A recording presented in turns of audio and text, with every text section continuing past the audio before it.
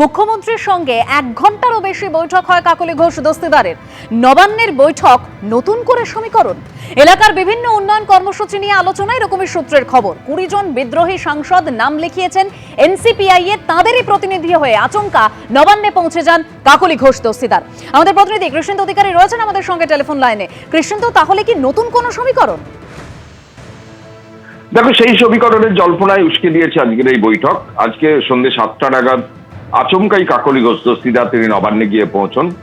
মুখ্যমন্ত্রী শুভেন্দু অধিকারী তিনি বিধানসভায় ছিলেন, সেখান থেকে নবান্নে যান এবং যেটা জানা যাচ্ছে প্রায় 1 ঘন্টার বেশি তাদের মধ্যে বৈঠক হয়। এবং সূত্র মারফত এটাও জানা যাচ্ছে যে রাজ্যের বিভিন্ন যে উন্নয়নমূলক প্রকল্প, যে প্রকল্পগুলো দীর্ঘদিন ধরে আটকে আছে, সেই প্রকল্পে রাজ্য সরকারের সহায়তা চেয়ে আজকে কাকলী ঘোষ দস্তিদার বৈঠক করেছেন মুখ্যমন্ত্রীর সঙ্গে। শুধু কাকলী ঘোষ দস্তিদারের বারাসাত এলাকায় নয়, সুদীপ বন্দ্যোপাধ্যায়ের উত্তর কলকাতা কিংবা শতাব্দী রায়ের বোলপুর যে এলাকা, সেই সংসদীয় এলাকা বা বিভিন্ন সাংসদ যারা বিদ্রোহী সাংসদ এনসিপিআই যোগ দিয়েছেন, সেই 20 জন সাংসদের মধ্যে বেশ কয়েকজন সাংসদের এলাকার উন্নয়ন নিয়ে তাদের সামগ্রিকভাবে আলোচনা হয়েছে। তুমি জানো যে এই জুন মাসেরই 2য় সপ্তাহে ভূপেন্দ্র যাদবের বাড়িতে যখন প্রথম বৈঠক হয়, বিদ্রোহের বীজতলা তৈরি হয় যে বাড়িতে, সেই বৈঠকে কিন্তু উপস্থিত ছিলেন রাজ্যের মুখ্যমন্ত্রী শুভেন্দু অধিকারী। এবং সেখান থেকে বিদ্রোহ সেই সংখ্যা 20-তে পৌঁছয় এবং তারপর সেখান থেকে নতুন এনসিপিআই দলে যোগদান এবং তাদের রাজনৈতিক পথ চলা।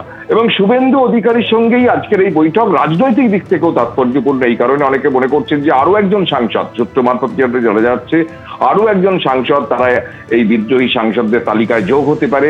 সেই সাংসদকে সেটা নিয়ে জল্পনা চলছে। তারই মধ্যে আজকে শুভেন্দু অধিকারীর সঙ্গে রাজ্যের মুখ্যমন্ত্রীর সঙ্গে বৈঠক। কাকলী ঘোষ দস্তিদার যাদের নেতা, সেই সংসদীয় দলের নেতা, তার সঙ্গে দীর্ঘক্ষণের বৈঠক রাজনৈতিক দিক থেকে তাৎপর্যপূর্ণ। এটাও তো একটা জল্পনা তৈরি হলো যে এরপরে তৃণমূলের উপর কি বাড়তি চাপ তৈরি হলো।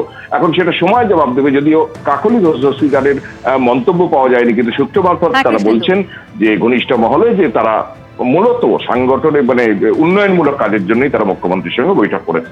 ধন্যবাদ কৃষ্ণেন্দু। গতকাল তারাতলায় এই ভয়াবহ বিপর্যয়, যেখানে 11 জনের মৃত্যু হয়েছে, আহত হয়েছেন 18 জন। তারাতলার ঘটনাস্থলে অর্থাৎ বিপর্যয় স্থলে ফরেনসিক টিম যখন যায়, একদম সেই ছবি আপনারা দেখতে পাচ্ছেন। তারাতলা কাণ্ডে গোডাউন মালিক সহ ইতিমধ্যেই 5 জনকে গ্রেপ্তার করা হয়েছে। ফরেনসিক টিম পৌঁছেছে সেখানে। আর এই ধৃত 5 জনের 9 দিনের পুলিশ হেফাজত।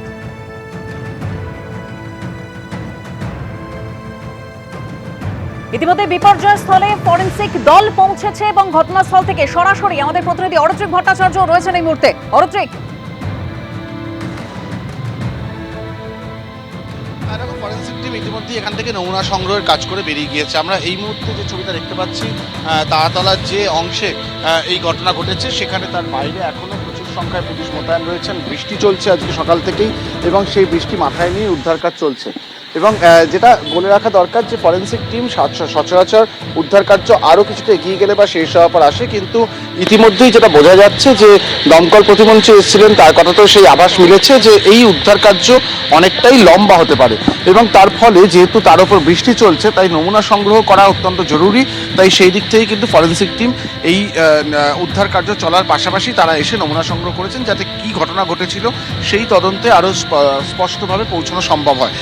দমকল প্রতিমন্ত্রী যেটা জানাচ্ছেন, ইতিমধ্যেই 11 জনের মৃত্যু হয়েছে এবং এখনো পর্যন্ত তিনি আশঙ্কা করছেন যে আরও অনেকে কিন্তু এখানে আটকে থাকতে পারেন এবং যারা এখনও আটকে রয়েছেন 24 ঘন্টা পার করে গিয়েও, তাদের মধ্যে জীবিত থাকার আশঙ্কা, জীবিত থাকার সম্ভাবনা অত্যন্ত কম বলেই তিনি নিজে মনে করছেন। যদিও যেহেতু এখনো পর্যন্ত অনেকে আটকে থাকতে পারেন, তাই যে উদ্ধার কাজ, সেই উদ্ধার কাজের গতির ক্ষেত্রে তাই দুটি বাধা রয়েছে। একটা তো বৃষ্টি, সেটা উদ্ধার কাজকে কিছুটা ব্যাহত করছে। তার পাশাপাশি যদি কোনো প্রাণের সম্ভাবনা থাকে, তাই যে এই যে ডেবরি সরানোর কাজ, এই যে ধ্বংসস্তূপ সরানোর কাজ, সেই ধ্বংসস্তূপ সরানোর কাজ অনেকটাই সাবধানে করতে হচ্ছে। যদি কোনো প্রাণের স্পন্দন ভেতরে থেকে থাকে, যদি কোনো মিরাকিউলাস কোনো ঘটনা ঘটে থাকে, সেটাকে মাথায় রেখে কাজ করা হচ্ছে।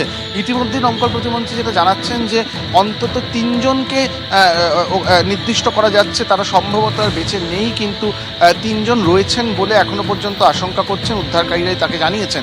এখন এই সংখ্যাটা কোথায় গিয়ে দাঁড়ায় সেটা দেখার, এবং পাশাপাশি তদন্ত করা হচ্ছে যে ঠিক কী ঘটেছিল, কেন ঘটেছিল, কী নির্মাণ সামগ্রী এখানে ব্যবহার করা হচ্ছিল, এবং সেটার জন্যই কিন্তু ফরেনসিক টিম ইতিমধ্যেই ঘুরে গিয়েছে। অর্থাৎ একদিকে উদ্ধার, একদিকে তদন্ত, দুটি কাজই কিন্তু এই বৃষ্টি মাথায় নিয়ে এই রাত্রিবেলাও চলছে। ধন্যবাদ অরিত্র সিং। আমাদের আশঙ্কা এখনো পর্যন্ত আরও অনেক দেহ আর ওখানে চাপা পড়ে আছে। 3 জনের দেহ আপাতত উদ্ধার করার খুব চেষ্টা চলছে, যাদেরকে আর জীবিত নেই বলেই আমাদের আশঙ্কা।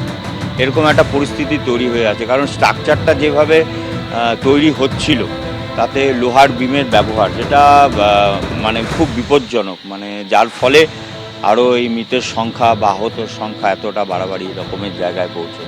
তো আমরা আমাদের যে হাইড্রোলিক যে যন্ত্রগুলো আছে সেগুলো দিয়ে প্রেসার দিয়ে তুলতে গেলে যদিও কেউ বেঁচে থাকে তার ঘাড়ের উপরে বা মাথার উপরে কিছু ভেঙে পড়তে পারে, এনডিআরএফের সেটা আশঙ্কা এবং আমাদের দমকল বাহিনীরও সেটা আশঙ্কা, যার ফলে আমাদের খুব সাবধানে কাজ করতে হচ্ছে, যার জন্য প্রচুর সময় লাগছে। তো চেষ্টা করছি যদি জীবিত কাউকে বাঁচানো যায়, তো এইটাই আমাদের আশার জায়গা, যদি আমরা জীবিত কাউকে বার করতে পারি, বাঁচাতে পারি। গতকালের এই ভয়াবহ বিপর্যয়, যেখানে 11 জনের প্রাণ চলে গিয়েছে, আহত হয়েছেন 18 জন। তবে দমকল প্রতিমন্ত্রী তিনি যেরকম জানাচ্ছিলেন যে এখনো 3 জন ভেতরে আটকে থাকতে পারেন, কিন্তু তাদের বেঁচে থাকার সম্ভাবনা নেই, সেরকমই আশঙ্কা করা হচ্ছে। যেরকম তিনি জানালেন, তারাতলা কাণ্ডে গোডাউন মালিক সহ ইতিমধ্যেই 5 জনকে গ্রেপ্তার করা হয়েছে, যাদের 9 দিনের পুলিশ হেফাজতের নির্দেশ দেওয়া হয়েছে। কিভাবে তারাতলার এই বিপর্যয় ঘটল, ইতিমধ্যেই উচ্চ পর্যায়ের তদন্ত কমিটি গঠন করেছে রাজ্য। 7 দিনের মধ্যে রিপোর্ট জমা দেবে এই উচ্চ পর্যায়ের তদন্ত কমিটি। এখনো সেখানে উদ্ধার কাজ চলছে, তবে আজকে যে তুমুল বৃষ্টি, যার ফলে উদ্ধার কাজ কিছুটা সময়ের জন্য বাধাপ্রাপ্ত হয়।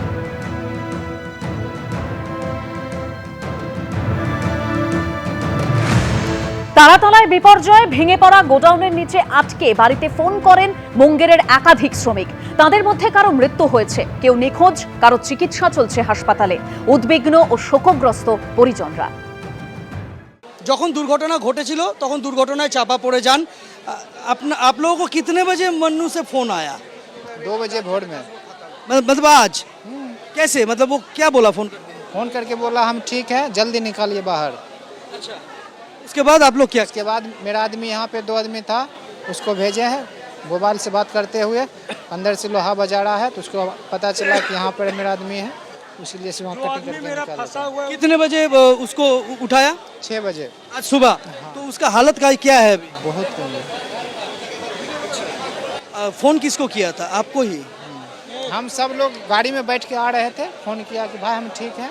1 बजे बोला, मैंने बोला सिपाही जाने नहीं दे रहा है, डायरेक्ट बोलो कि मेरा आदमी का लोकेशन मिल रहा है, लोकेशन पे हमको जाने दो। लोकेशन पे गया तो मिला, और वही हुआ कि 6 बजे सुबह में निकला वो। उनका ये गड़बड़ है। अभी भी एक जन लापता है। हाँ, মুঙ্গেরের বাসিন্দা ঘি কুমার, তার মৃত্যু হয়েছে। ঘি কুমারের সঙ্গে সঙ্গে এখনো নিখোঁজ রয়েছেন তারই আরেক সম্পর্কে ভাই হয় शिरचंद कुमार। आप लोग ये शिरचंद के बारे में, घी के बारे में कब पता चला आप लोगों को? कल पता चला था। कैसे? वो फ़ोन आया था, मेरा भाई खुद फ़ोन किया था, दबा हुआ था तो उसका मोबाइल में नेटवर्क होगा, हमको फ़ोन किया। मन्नू? हाँ, मन्नू ने शहीद किया था। फोन करके क्या बताया? फ़ोन करके बताया कि भैया हम यहाँ फंसे हुए हैं, वो जो जिस पे ढलाई कर रहा था वो ढलाई गिर गया है।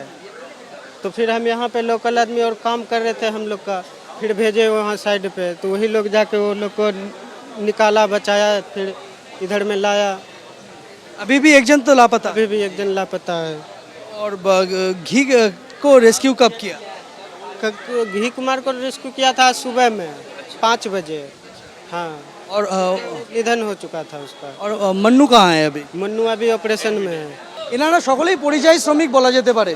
তারা বিহার থেকে পরিযায়ী হয়ে বাংলায় এসেছেন শ্রমিকের কাজ করতে, আর সেই কাজ করতে গিয়েই এই মর্মান্তিক দুর্ঘটনা।